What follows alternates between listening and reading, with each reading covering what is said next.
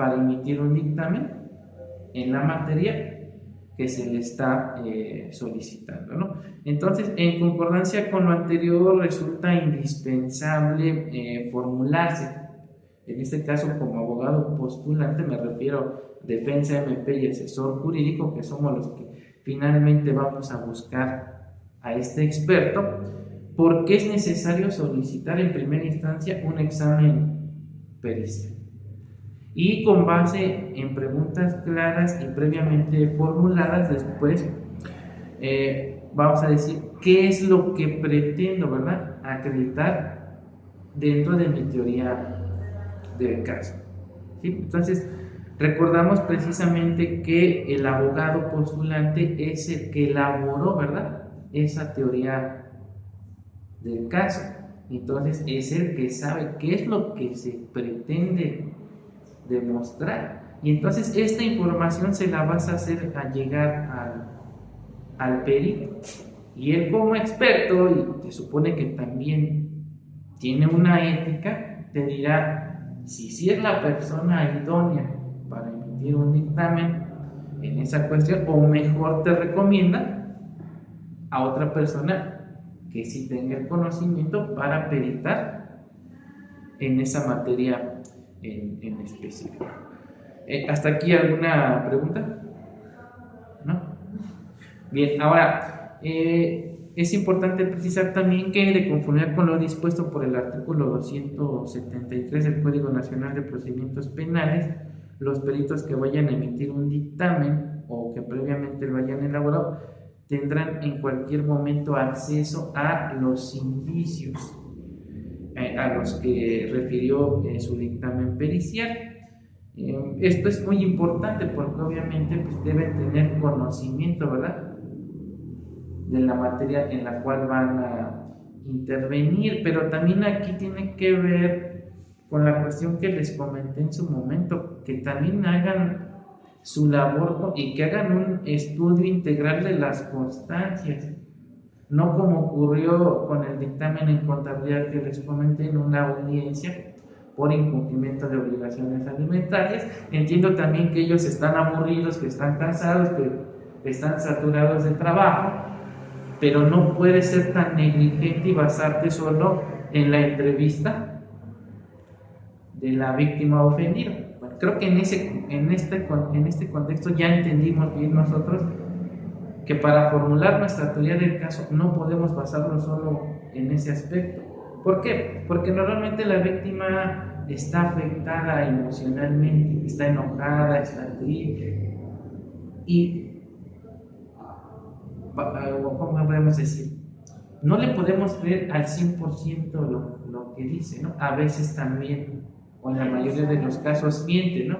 Le exageran o omiten cierta información, y por eso es que nosotros tenemos que seleccionar, y a través de las entrevistas, no solo de la víctima, sino de los testigos, incluso de los policías que realizaron la detención y de otros datos de prueba, hacer nuestras proposiciones fácticas, es decir, seleccionar los hechos que resultan relevantes para mi teoría del caso, ¿no? Por eso es que yo tengo que excluir, por eso en tu caso particular te digo, tienes que ser más breve. O sea, por ejemplo, ¿qué le quitaría yo? Eso de los antecedentes. Eso, para empezar, se les va a hacer aburrido. Y si van y se lo exponen y tengo como que después les va a llamar la atención. Sí, entonces, ellos se supone que ya conocen la carpeta. Entonces, ¿qué tienes que seleccionar? Los aspectos relevantes. ¿Sí? Los hechos, a partir de los hechos. Sí, tu proposición fáctica, tus hechos, pero que sean relevantes para el derecho penal, o sea, excluyendo aquello que no tenga relevancia con el hecho delictivo. Y lo mismo tiene que hacer la fiscalía y el perito, porque en ese caso en particular, el perito yo creo que le dio flojera. Cuando yo vi la carpeta y eran 8 tomos, dije, híjole, qué pesado, ¿no? Pero también dije, bueno, pues ni modo, o sea. Y en muchas ocasiones hay cuestiones que nos están repetidas, ¿no? 4 o 5 veces la misma diligencia o impresión 4 por triplicado de identificaciones o de un oficio. Pero me pude detectar unas infinidad de inconsistencias, ¿no?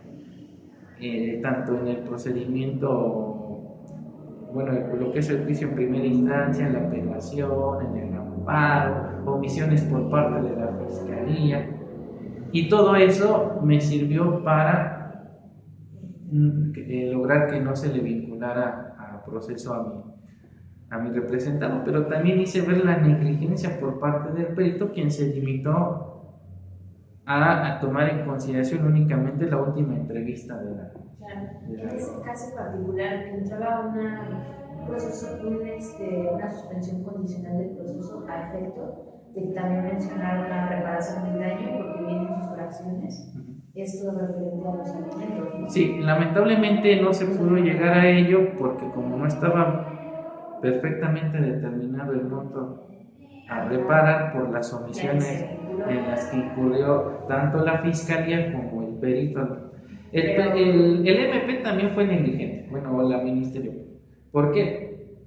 Porque en lugar también de analizar la carpeta de investigación, se basó en el dictamen pericial. El perito dijo, debe tal cantidad, entonces fue cuando yo le empecé, y también le dije, pues, está faltando al principio de objetividad, está siendo parcial, pero además es negligente, ¿no? Y es cuando se sintió... Son estudios especializados, llegan a esas áreas por algo y que no lo hagan con esa integridad. Evidentemente hay Sí, y su argumento siempre es que tienen mucho trabajo y que la carpeta les llegó el día de ayer. ¿Y si se hubiera vinculado al proceso? O sea, a lo mejor es otro caso, pero se vincula al proceso y viene dentro de esas fracciones, ¿no? Llegar a un acuerdo reparatorio. Así es, ahí el problema iba a ser cómo iban a determinar el monto. Obviamente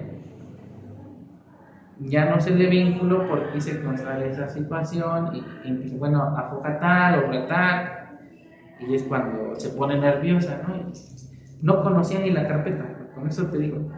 Y ya es cuando le dice el juez, esos datos de prueba que está mencionando la defensa obran en la carpeta, a ver, le estoy preguntando, limítese, me responde. ¿Obran o no obran? Sí, su señoría. Ya, había logrado lo que quería. Le desacredité toda su teoría del caso por no haber elaborado debidamente sus proposiciones fácticas. Y lamentablemente pues es Ciudad de México y créeme, cada vez veo más audiencias. Sí, y es Ciudad de México, es increíble, pero todo ocurre en la Ciudad de México. Acabo de ver una audiencia el día de ayer donde se acuerda de ilegal la retención porque era un delito que no ameritaba prisión preventiva oficiosa, pero nunca hizo el test de la proporcionalidad en relación a por qué era necesario la necesidad de la cautela y justificar la prisión preventiva, ¿no? Retención, o sea, dentro de... Sí, no hizo el test de proporcionalidad. Digo, algunos me dijeron, es que estuvo muy sencillo el examen, sí eran preguntas muy concretas, pero ahí me queda claro que la MP no sabe ni qué es el test de la proporcionalidad. Y le dijo el juez, bueno, entonces ¿para qué existe el artículo 140, no? Y el 140 te dice expresamente que el Ministerio Público podrá disponer de la libertad cuando no se trate de delitos que ameriten prisión preventiva oficiosa y en su caso no vaya a solicitar prisión preventiva justificada. Y entonces, si lo retuvo y no hizo ese test de proporcionalidad, entonces la retención es ilegal.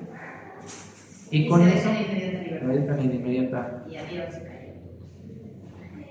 Sí, es bien importante ver todo eso. Bien, bueno. Un aspecto que no debe perderse o pasarse por alto al momento de ofrecer un dictamen pericial es precisamente lo relativo a la idoneidad